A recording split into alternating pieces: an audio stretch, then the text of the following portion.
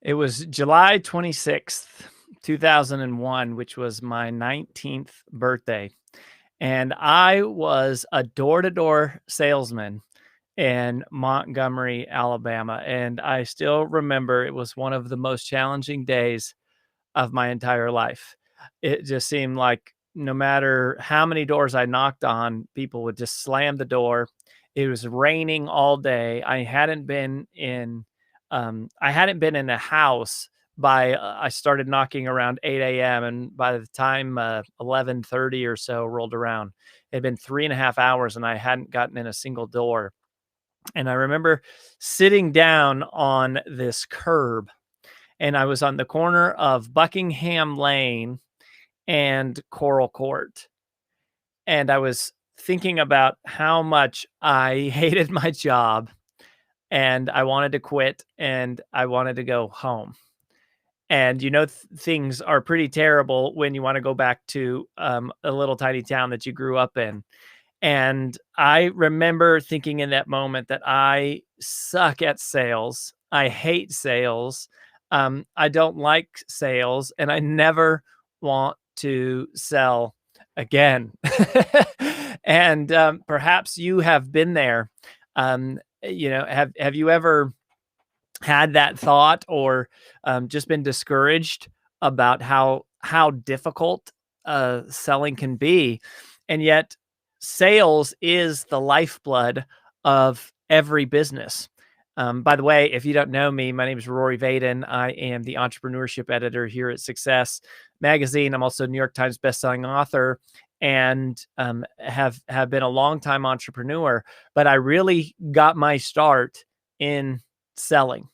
My mom sold Mary Kay Cosmetics when I was little, and so I grew up around selling. And then when I went to college, I had this crazy summer internship where I did this for 5 summers. I knocked on doors 14 hours a day, 6 days a week on straight commission, paying all of my own expenses. And that was where I learned a lot about life and success and certainly about sales. And when I was sitting there on on the corner of Buckingham Lane and Coral Court, I gave up on selling the way that I had been selling. And I surrendered and acquiesced to the idea that even if I didn't make another sale the rest of the summer, that I wouldn't care. I gave myself permission to go, I don't care if I make no money. I don't care if I make 0 sales, if I don't win an award, if none of that happens. All I'm going to do is focus on trying to help these people. And that was a transformative moment in my career. And my wife and I, our last company that we built was actually an 8-figure sales coaching company. And we did sales coaching with thousands of clients all across the globe. We had hundreds of sales coaches, and we've been in sales our whole life. And if there's one thing that I have realized that is the great mistake that salespeople make, it is the same mistake that I was making in that moment on that day, July 26th, which is simple. It was that I was only thinking about myself. And this is the paradox and the catch of sales. Sales is a funny thing because the incentives of being a great salesperson are often misaligned.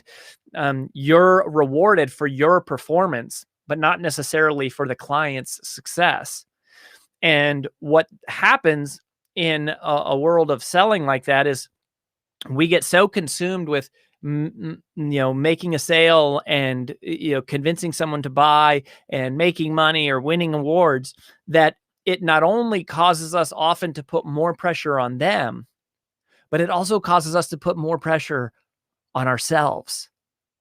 And so many salespeople like me sitting on that corner of Buckingham Lane and Coral Court, we lock up because we are losing to the number one challenge that salespeople have, which is being self-centered.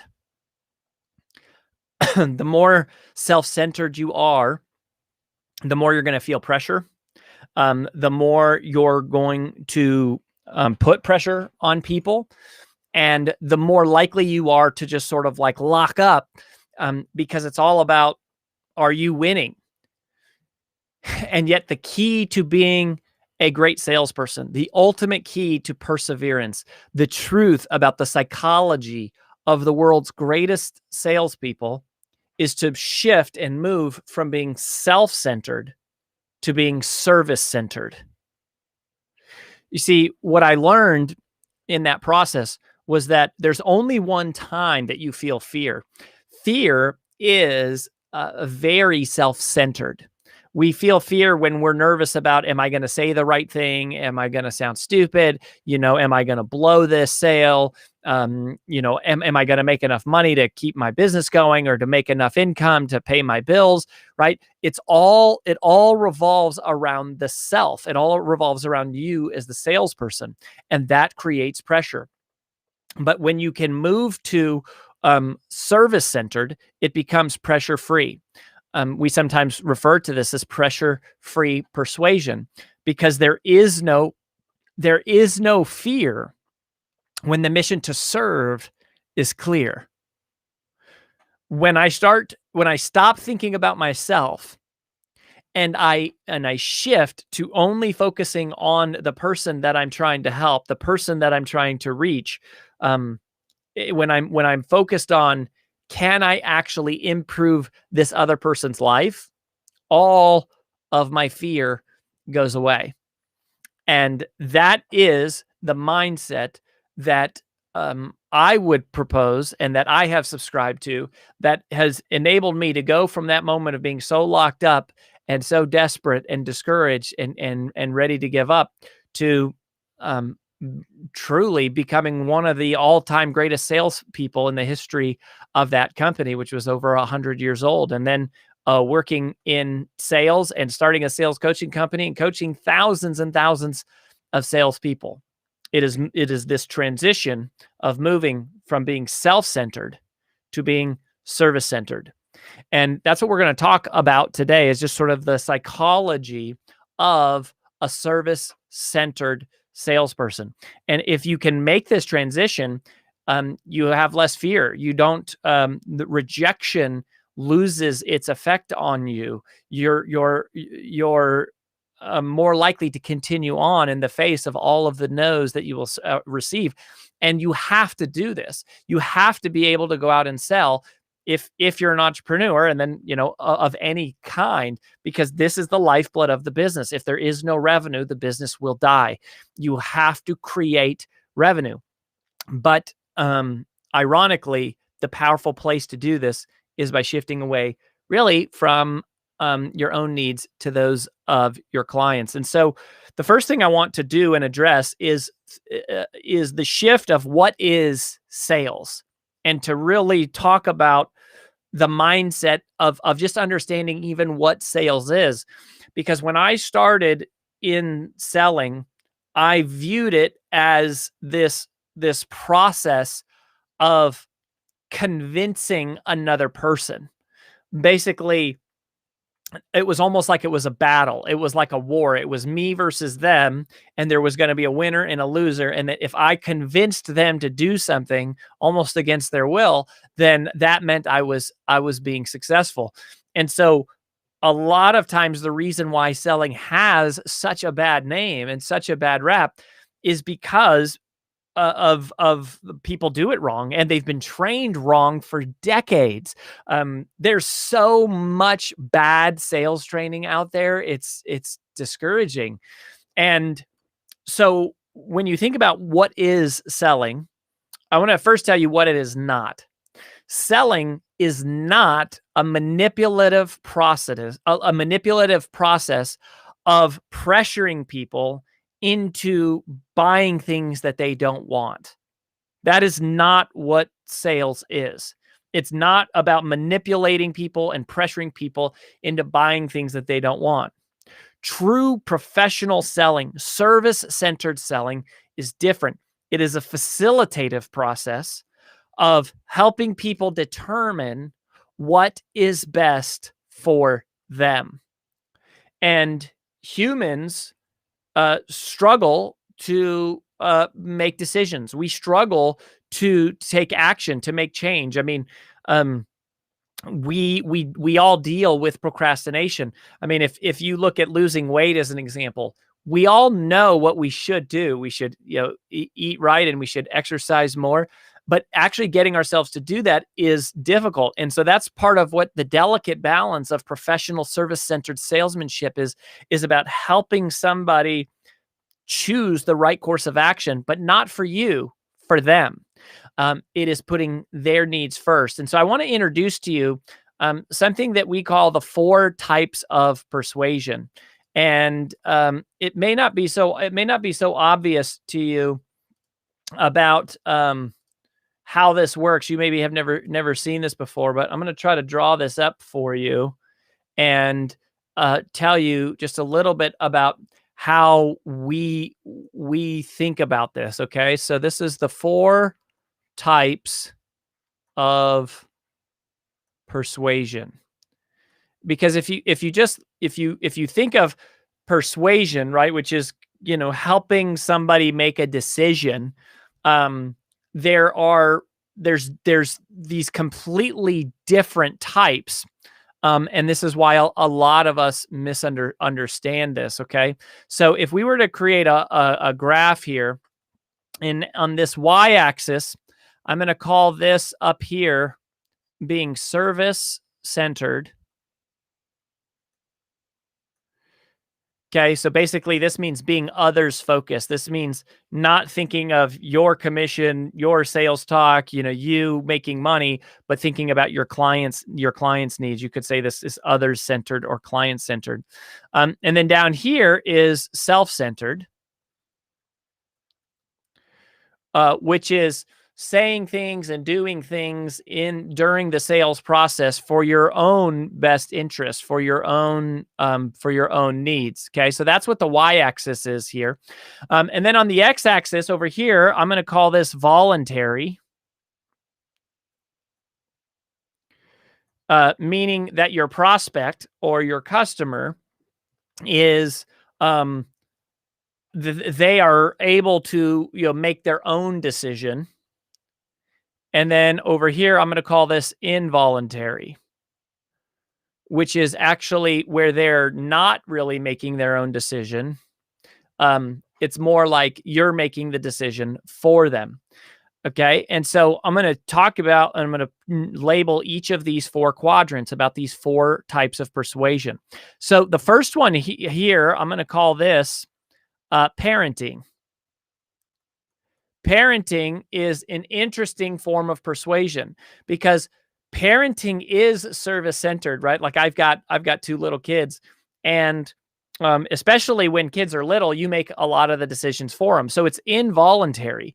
The kids aren't really making their own decisions. The parents are making the decisions for them. But assuming that you're a loving parent, you are trying to make decisions that are in the best interest of your kids. So even if they, they want to eat sugar, that actually that's going to be bad. It could make them sick, et cetera, et cetera. So you're making decisions for them, but still for their best interest.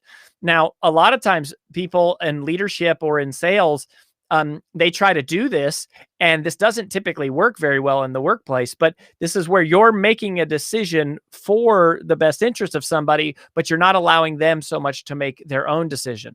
Now, down here, this is the most common type of selling that you hear about and you think about, which is pressuring. So this is where you have a salesperson who is operating in their own self-interest instead of their client's best interest. So it is a self-centered form, and they are trying to make the decision for their client. So even though, of course, prospects, technically can make their own decision, we might say things that make them feel guilty or make them feel stupid, or we might lie to them and cause them to think that they have to have this, or that they'll be a failure without it, et cetera, et cetera. So this is probably the most common type of salesmanship that you see in the in the professional like workplace.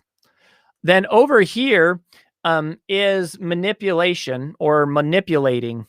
Manipulating. So this is the most unethical form of persuasion. If you think of, and it's really tricky because it technically is voluntary. But if you think of cults and things like that, you basically have you create the facade that people are making their own decision. Well, they are making their own decision, so it's voluntary, but you're controlling the context and the environment to be in your best interest, not theirs. And so you're allowing them to believe something that isn't true.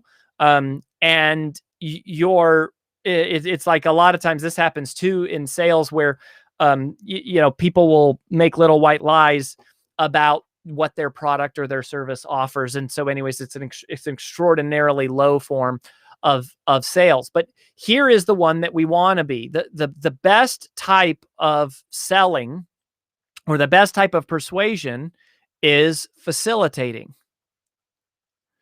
Facilitating is operating in the best interest of your client, and you are allowing them to make their own decision. But you are the facilitator. You're helping them to decide what is best for them.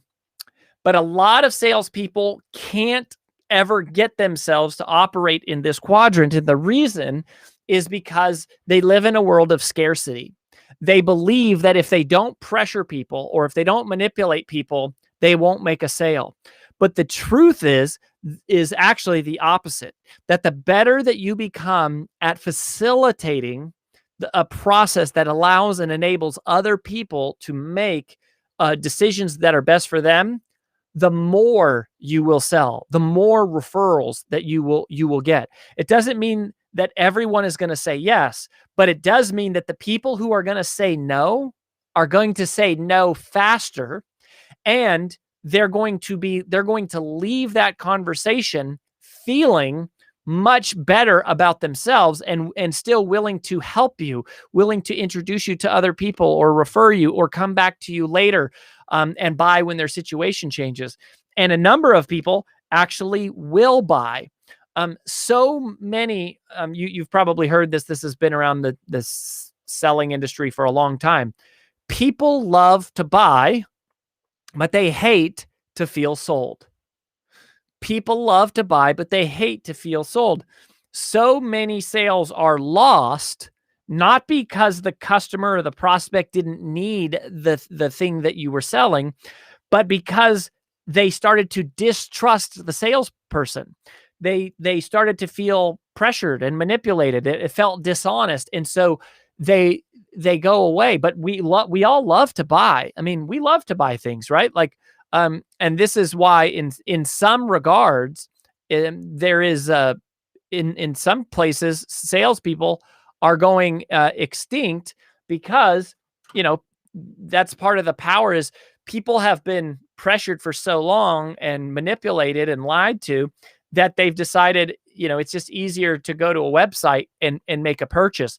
But not every decision in life is so simple that you can just go to Amazon and buy something. We need help making decisions. And so these are the 4 types of persuasion. Facilitating is the methodology of service-centered selling or pressure-free persuasion. And so what I want to do is I want to share with you these 10 beliefs, these 10 mindsets, if you will, of a service-centered salesperson. Because if you can adopt these beliefs, this psychology will truly help you succeed in sales, not only in selling more, but selling easier, enjoying the process more. And they're really, really simple. Okay. So number 1, it's not about you. It's about them. It's not about you. It's about them. Remember what I said, there is no fear when the mission to serve is clear. So you have to remind yourself of that constantly, that because it takes the sting out of rejection, it takes the fear out of rejection. Number two, it's your duty to show it to everyone, right? So you have to believe, you need to have a product or a service that you believe in so much that you believe that everyone should see it.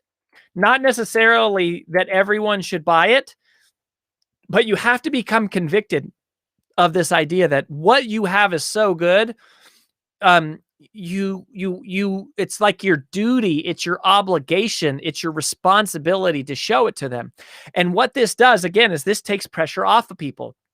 In fact, this is a line that we will often use when we're selling, is we're saying, look, if you end up liking this, that's great. You should buy it. If you don't, that is totally okay. It's not a big deal. My job is to make sure that you see it and to team up with you, to work with you to see if this can help your situation. Right? And notice even the positioning of that language and the positioning of that conversation. Remember when I said early when I started in sales, it was a battle. It was like me versus you. That's not how selling is. It's not how service-centered selling is. It's not how pressure-free persuasion is done. The way that is done is it's not me versus you. It's me with you. It's me for you. It's me alongside of you. And so, but that's not permission to just go, oh, you should never make a sale again. No. You should be deeply convicted still that a lot of people need it. So you should still, present with lots of enthusiasm. And most of all, you can't use this as an excuse to not talk to a lot of people. It's the opposite. If you're deeply convicted in the thing that you have, you need to talk to everybody. You need to tell everybody about it. All right. Number 3 belief of a service-centered salesperson. People prefer to do business with people that they know. People prefer to do business with people that they know. One of the most difficult parts of selling always is prospecting, right? It's meeting new people. It's lead generation. And the number one fastest way to sell in any industry, any product, any service is through referrals. And we sometimes think as salespeople, we think, oh, goodness, well, I don't want to be a burden by asking somebody for referrals or something like that. And that is self-centered. You're saying, I don't want to be a burden, but you're not realizing that if you move into the service-centered role, it's not that way at all, because people love to do business with people that they know, and people love to tell people about things they love, right? When you go to a great restaurant or you see a great movie, you want to tell all your friends about it, and you do tell all your friends about it. That is, again, how it is. So your conviction has to be that what you have is so great that all the people you're talking to, they want to share it with their friends because you are a service-centered salesperson. It's not like they're sicking you on them because you're going to pressure them and manipulate them. Especially if you're a service-centered salesperson, they should be comfortable introducing you, and they want to introduce you. So you have to know that. Number 4, it's not about talking people into things they don't want. It's about helping people decide what is best for them, right? It's not about talking people into things that they don't want. It is about helping them decide what is best for them. If you take that stance, it will take the pressure off of you, right? Because it's no longer, you're no longer putting pressure on yourself to say the perfect thing or just the right thing to somehow magically like convince them with like voodoo magic to buy something that they really don't want or they really don't need. It's not that. It's simply going, I'm here to serve you. Can I help you? If I can, then you should buy. If not, then you should not. And I'm okay with either. My job is to show it to everyone. My job is to serve you and, stay grounded in that. Number 5, you have to realize that people need help making decisions. People need help making decisions. A true sales professional is not an expert at talking people into things. A true sales professional is an expert at helping people make decisions. We need help deciding. We need help deciding what to eat, what to wear, where to go, like what to buy, always. And that is what your role is to help them make decisions. So it's also it's less about being a smooth talker, and it's more about being a master question asker, right? It's less about being a smooth talker, and it's more about being a master question asker.